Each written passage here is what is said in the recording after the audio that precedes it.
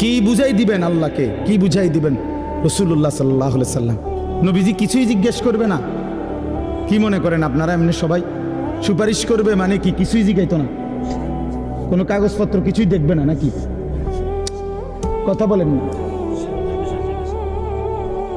তো। তাইলে রাসূলুল্লাহ সাল্লাল্লাহু আলাইহি সাল্লাম সুপারিশ করবে মানে কি? মানে কোনো কথা নাই, শুধু আপনি গিয়ে দাঁড়াইবেন আর আপনারা ব্যস্ত বুঝ দিয়ে লাগবে নাকি? তো তাইলে হিসাব করলো কেন? ডান কাদের বাম কাদের ফেরেশতা লিখলো কেন? আমল নামা তৈরি হইলো কেন? মিজানের পাল্লায় ওজন হবে কেন?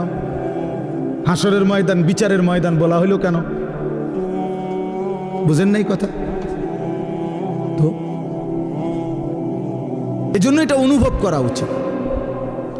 রাসূলুল্লাহ সাল্লাল্লাহু আলাইহি সাল্লাম সরাসরি তাফসিরে আছে।